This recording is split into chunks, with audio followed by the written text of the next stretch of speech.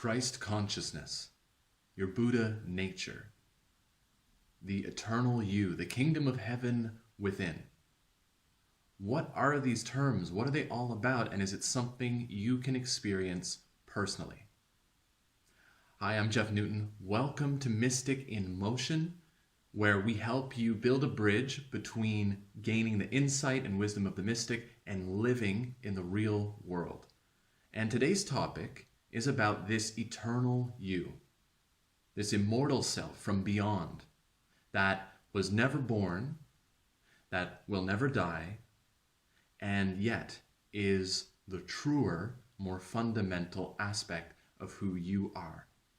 Now, if this is confusing, don't worry. That's very normal, and it is a confusing thing to the mind, because who you really are, or that deep eternal self that you really are, your eternal nature is not something that is an object that you can find. So when you go looking for it, or if the mind goes looking for it, it's not going to find it, and then you're going to feel like you don't understand or know what I'm talking about. So let's do an exercise right now that will help you get a better sense of what this eternal nature is. So you can do this now with your eyes open or your eyes closed, and just begin to notice what is present in your awareness, what you're aware of. So you might be aware of the sound of my voice, or that dog barking in the background.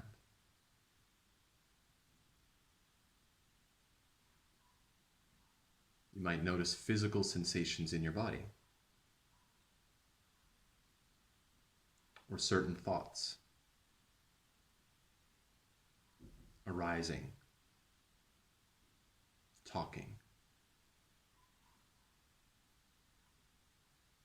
And no matter what you see, the fact is that it is seen. There is a witness to everything that's arising. Emotions, thoughts, sounds, sensations, even a feeling of me. You might even have a feeling of me, or this is me, arising in the space.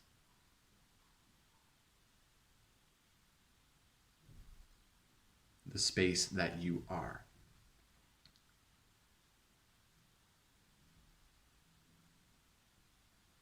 So who is this witness that's aware of everything that's happening?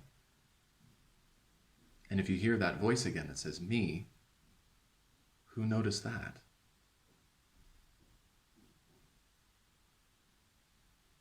The sensation, me, I'm the one aware, is also witnessed, is also arising in the space that is you. Now, the space that is you isn't an object. Objects arise in you. And if it feels like you're searching for this and can't find it, notice that that searching also is witnessed effortlessly, naturally, as it arises in you. So just like if you were to look at the sky and you would see clouds come and go, but the sky would still be the space that holds them, so are you, the eternal witnessing presence that holds and sees all things that come and all things that go. It was like this before you were born and you came into being. The body you have now isn't even the same body you were born with. If I showed a photo of one and the other, they're unmistakably different. Even the cells of your body have changed in the last 7 years, probably a full changeover. So you're not your body, but a part of you has been here along your journey all along. And it is this witnessing essence of who you are that is outside the influence of time and of space.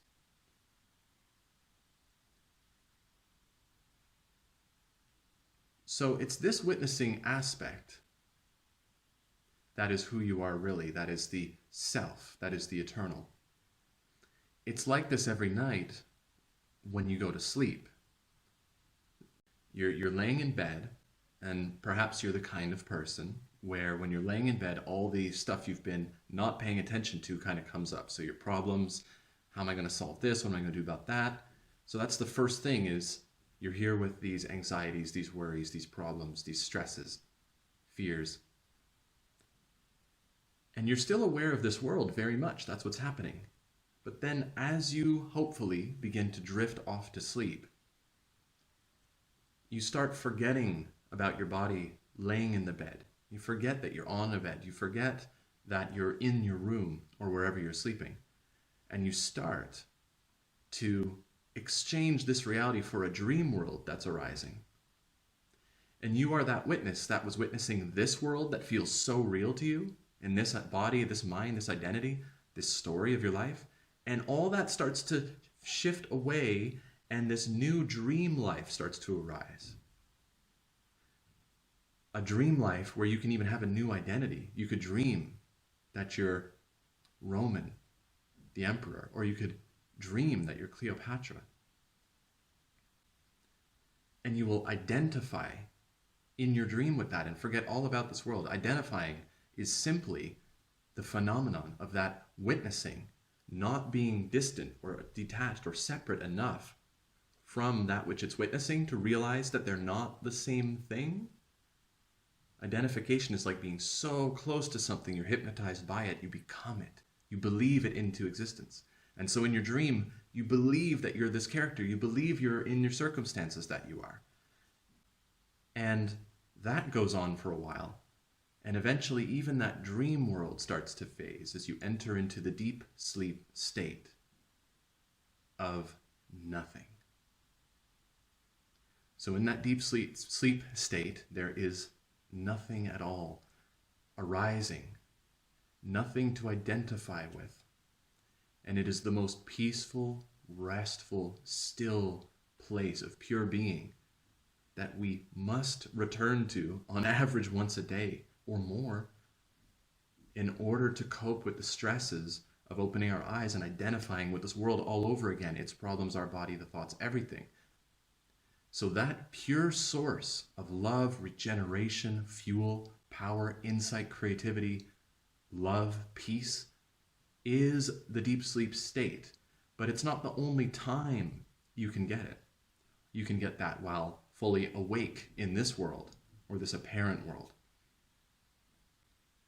by using something like the witnessing exercise we used earlier to notice what you are not, so that your being can take a step back and realize intuitively, fundamentally, what you are. So when we use the term Christ consciousness or the kingdom of heaven within or your Buddha nature, this is all suggesting that there is another dimension to you from which your consciousness can operate, your attention can use as your starting point. And your Buddha nature, in Buddhism, certain sects of Buddhism say that you are the Buddha. It's not that you have to learn to become, it's that you already are enlightened. And it's more a matter of realizing it or remembering it. And this is essentially what they're talking about. Your Buddha nature is ever present, even if you're never paying attention to it. But by beginning to pay attention to it, it will transform your being in this lifetime as well. And that is what spiritual transformation and the spiritual journey is all about. There's different kinds of spirituality. Some are like spirituality to get more money or spirituality to attract what you want. But there's also this type of spirituality which is all about, essentially about disidentifying with the patterns and habits and thoughts and emotions and objects, any object that arises that you've taken yourself to be. And by removing those veils and that cloaks and clothing of what you appear to be, and having the experience of what you actually are. In that state, you have more peace. You have more options than you might feel like you have in your life. You might be living a life that is very dramatic and tiring, exhausting, and stressful, where you might be contributing to your own problems in a way that looks to you like everyone else out there is responsible and you can't kind of get out of the trouble you're in. But through this type of awareness, you start to see relationships, your relationship to things, the way you contributed to these patterns, opportunities that are available, more creativity, more peace to deal with situations, less stress. Stuff starts just rolling off your back. You don't really accumulate it as much. So it has a lot of benefits to access this state. And then after a while, realizing your true nature and how, for example, even just the startling fact that you're not going to die, although, yeah, you're going to die, Jeff's going to die, this body, the system of memories and thinking and blah, blah, blah, sure. But that's not the core of who you are, who I am. The core never is going to die. And realizing that, there's a type of enthusiasm that I can bring to the life of Jeff, let's say, or you can bring to your life, where you might now be scared. It really does infuse you with a type of cosmic clarity, a cosmic confidence. And that's what this Christ consciousness, Buddha nature, eternal self is all about. It's about being in this world fully alive, but not of it. And that is what I want to give to you. The opportunity to discover and explore this fantastic part of your being, so it can move through you into your life to live it as you've never lived before. 3 practices I know in order to do this. 1, meditation. So that's like the sitting style of meditation. You may have meditated before, and it's just like the exercise we did earlier, the witnessing exercise. So any meditation that helps you notice what's arising and not identify with it. That's the fundamental form of meditation. So not a form of meditation where you're visualizing what you want, or you're trying to imagine an ideal version of yourself, or focus on light and stuff like that. Those are fine for what they are. But for this practice, this is about returning to your home, returning to your being, removing the layers that hide who you really are, the presence of your real nature. So meditation is the first one. Second one, journaling. Journaling. So writing down from that witnessing place what you're noticing also works. Sometimes it's hard to do it just in our head, so sometimes writing helps. And it also helps clean out the system of stuck emotions and feelings and thoughts, help you become aware of stories you're telling yourself that you've become identified with. Like, this always happens to me, is something you can witness. It's not a fact. It's not a truth. And the more you think that and watch it from so close, you kind of believe that into being, and it keeps happening to you. But if you're journaling and gaining a sense of perspective and distance, there it is on the paper, that has been really helpful for me as well. And the third method is to witness what's arising in you as you're out in the world in your daily life.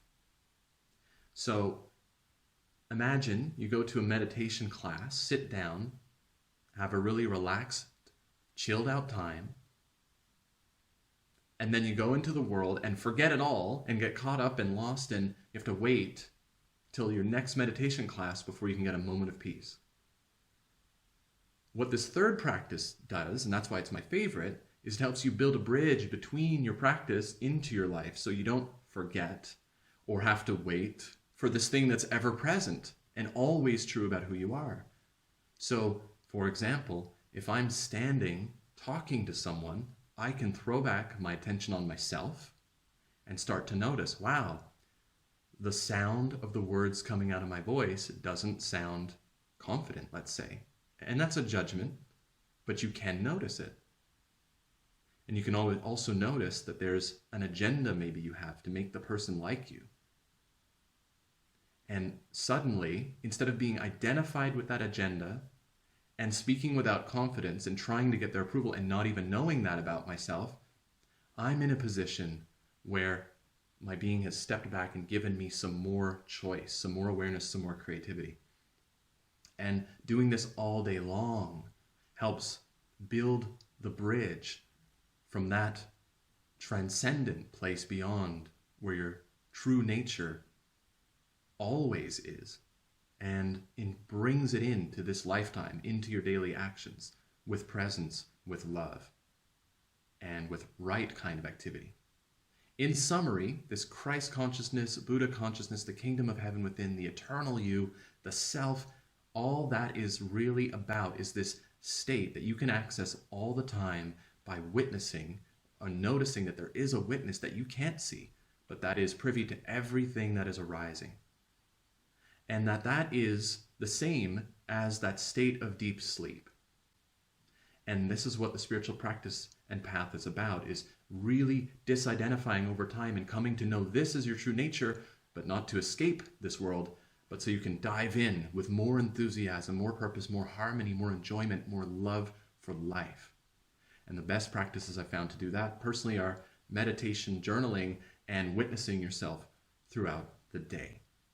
If you like this video, go ahead and like it. If you're new to the channel, please subscribe, and I would love to hear from you. What about this video touched you, or do you have any questions when it comes to Christ consciousness, your Buddha nature, your eternal self? And if you do, leave them in the comments. If there are enough of them, I may make future videos like this. Thanks so much for your presence and attention. I love you, and I'll see you in the next video. Bye for now.